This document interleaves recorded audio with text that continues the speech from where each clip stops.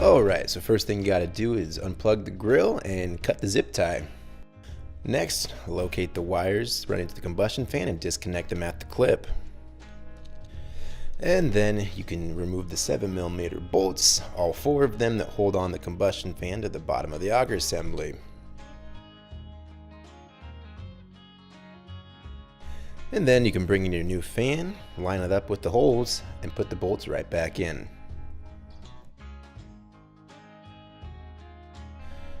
Reconnect at the clip, then swing around the back and plug it back in. Then you can hold down the power button for 10 seconds, and what this is going to do is perform a hot start on your grill. That bypasses the 0, 1, 2, 3 phase and kicks on the auger and the combustion fan immediately. So once you do that, you can swing underneath, take a look, and if the fan's running, you are good to go. Thanks for watching, and I hope this was helpful.